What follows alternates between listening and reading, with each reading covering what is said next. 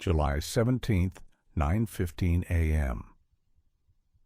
The sun was warm, the flowers were fresh, the champagne was cold. Everything was perfect until it wasn't. Clara Whitmore was about to marry the man of her dreams. The Whitmores were old money, and Clara had been raised among manor houses, etiquette tutors, and exclusive boarding schools. A darling of London society. Her fiancé, Edward Monroe, came from a banking empire. It was, on paper, a perfect match. The ceremony was held at the historic Rosemont Hotel, a towering, ivy-covered structure tucked away from the city noise. The ballroom sparkled with crystal chandeliers and golden accents.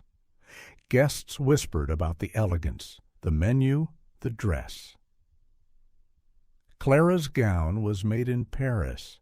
Her shoes were custom, her smile radiant.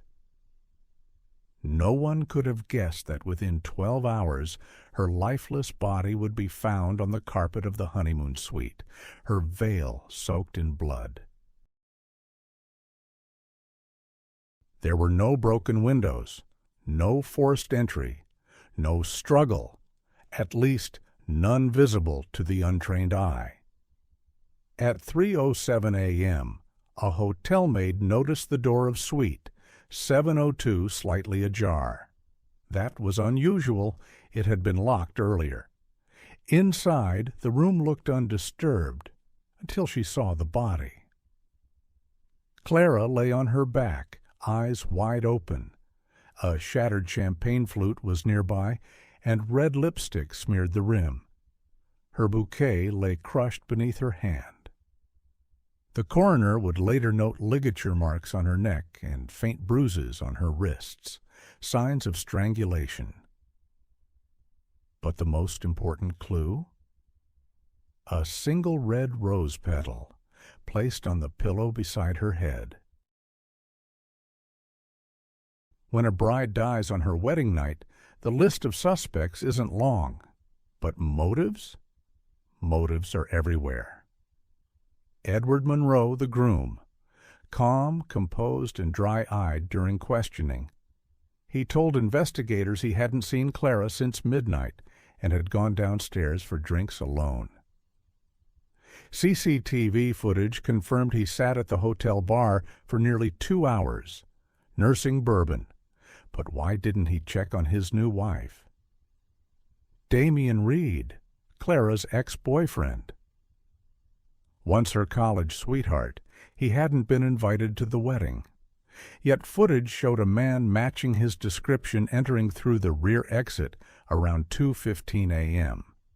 He claimed he just wanted to see her. One last time. Police found a hotel room key in his pocket. Amelia Whitmore, the younger sister. Quiet, intelligent, often overshadowed. Guests reported a tense argument between her and Clara during the reception. Amelia had been drinking. One bridesmaid said she overheard Amelia hiss, "You always get everything, even him." By sunrise, all three had been brought in for questioning. But there were no confessions, only half-truths, tears, and a growing mountain of secrets. Killers make mistakes, even clever ones, especially when blinded by emotion. Forensics found DNA beneath Clara's fingernails, scratch marks on her attacker. The DNA matched only one person, Amelia Whitmore. When confronted, Amelia remained still. Her hands trembled, but her voice was calm. "She took everything from me. My room, my spotlight, my parents, and now, Edward. She was always the sun. I was just the shadow." She admitted she had gone to Clara's room to confront her, to finally say what she'd held in for years. The conversation turned into a fight. She hadn't meant to kill her, she claimed. But rage does not excuse murder. Clara died not because of jealousy, but because of decades of silence. The media exploded. "Bride murdered on wedding night by her own sister," screamed headlines. The family retreated into seclusion.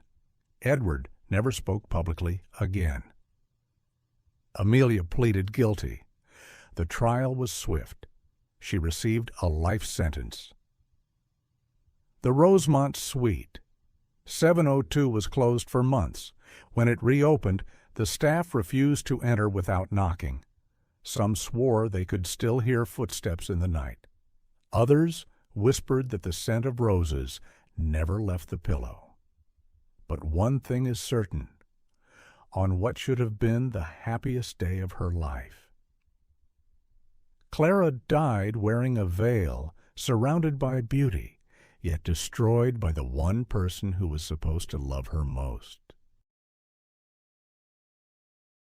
That's a wrap for now. Don't forget to follow us and turn on notifications for more stories.